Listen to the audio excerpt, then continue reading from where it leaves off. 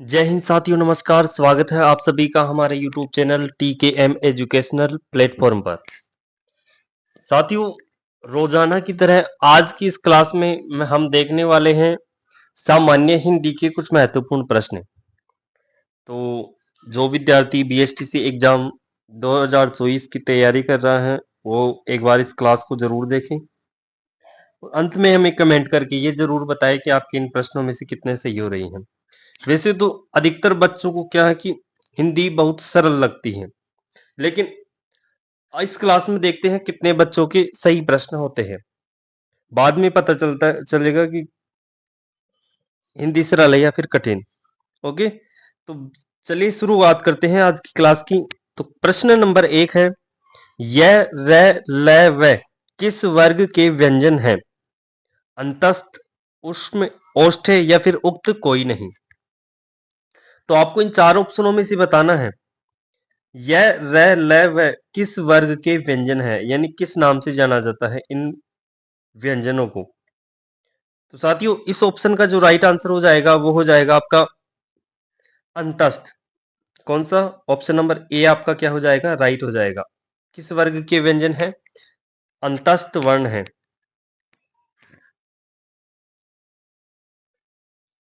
अंतस्थ वर्ण है, तो आपका ऑप्शन नंबर ए क्या हो जाएगा? आपका राइट हो जाएगा। इसके बाद में अगला प्रश्न है, चलते हैं नेक्स्ट प्रश्न की ओर। अगला प्रश्न है, वासुदेव शब्द में प्रत्यय है? ऑप्शन में हमें क्या दे रखा है? एव, आ, ए या फिर वह। तो साथियों, बात करें वासुदेव शब्द की, तो वासुदेव शब्द का जो प्रत्यय है वह हो जाएगा आपका एव प्रत्यय। सॉरी, एव नहीं होगा, ए प्रत्यय होगा। कौन सा होगा? ए प्रत्यय होगा। वासुदेव योग ए, ऑप्शन नंबर सी क्या हो जाएगा आपका? राइट हो जाएगा। वासुदेव शब्द में कौन सा प्रत्यय है? ए प्रत्यय है। प्रत्यय क्या होते हैं? जो अंत में जुड़ते हैं, शब्द के अंत में जुड़ते हैं। उपसर्ग क्या होते हैं? जो शब्द के पूर्व में जुड़ते हैं। तो इसमें कौन सा प्रत्यय हो जाएगा? ए प्रत्यय हो जाएगा। वासुदेव योग ए। ओके, इसके बाद में अगला प्रश्न है, निम्नलिखित में से कौन सा शब्द तत्सम है? अग्नि, आंख, उल्लू या फिर इमली। यानी तत्सम शब्द बताना है आपको इस प्रश्न के अंदर। तत्सम शब्द कौन सा है? तत्सम शब्द कौन कौन कौन से होते हैं? यानी मूल भाषा के वे शब्द या फिर संस्कृत के वे शब्द जो बिना किसी रूप परिवर्तन के हिंदी में प्रयोग में लाए जाते हैं, उन्हें क्या कहते हैं? हम तत्सम कहते हैं। या फिर सीधी सी भाषा में संस्कृत के शब्दों को क्या कहते हैं? हम तत्सम कहते हैं। तो कौन सा शब्द आपको संस्कृत का दिख रहा है इन चार ऑप्शनों में से? तो बात करें क्वेश्चन नंबर 3 के राइट आंसर की, तो इसका जो राइट आंसर हो जाएगा वो हो जाएगा आपका ऑप्शन नंबर ए। कौन सा हो जाएगा? ऑप्शन नंबर ए आपका क्या हो जाएगा? राइट हो जाएगा। अग्नि जो शब्द है कौन सा शब्द है?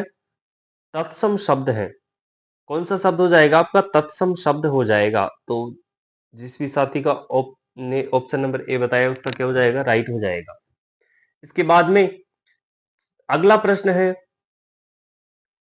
निडर शब्द में समास है?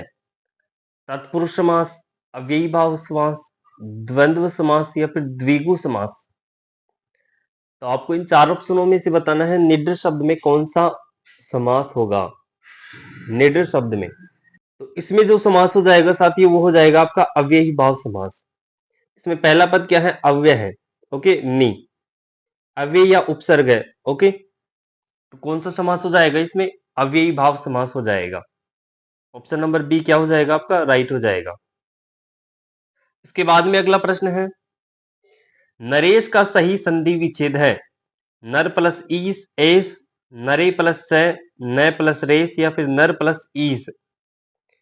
तो साथियों, बात करें नरेश शब्द की, तो इसका जो संधि विच्छेद होता है वह होता है नर प्लस ईस। क्या होता है? नर योग ईस, इसका संधि विच्छेद होता है। अगर आपसे इसके अंदर संधि पूछे कि कौन सी संधि होगी, तो प्रथम पद के अंतिम वर्ण में क्या है? ए जुड़ा हुआ है। द्वितीय पद के प्रथम वर्ण में क्या है? ई जुड़ा हुआ है। तो कौन सी संधि होगी? गुण संधि हो जाएगी आपकी। ओके, तो इसका जो राइट आंसर हो जाएगा वो हो जाएगा ऑप्शन नंबर डी।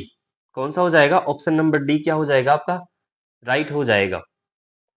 इसके बाद में चलते हैं नेक्स्ट प्रश्न की ओर। अगला प्रश्न है, अर्ध विराम चिन्ह होता है, यानी आपको इसके अंदर क्या बताना है? अर्ध विराम चिन्ह को बताना है।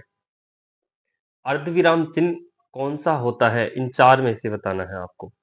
तो इसका जो राइट आंसर हो जाएगा वो हो जाएगा ऑप्शन नंबर ए।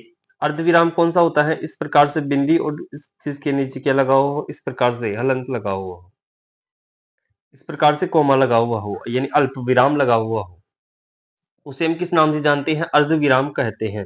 ओके, तो आपका ऑप्शन नंबर ए क्या हो जाएगा? आपका राइट हो जाएगा।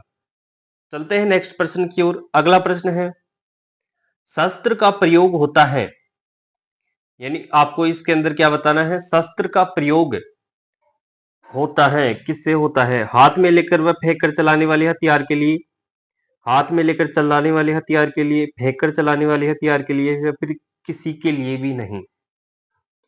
तो आपको इन चार ऑप्शनों में से बताना है शस्त्र का प्रयोग कहां पर होता है, किससे करते हैं हम।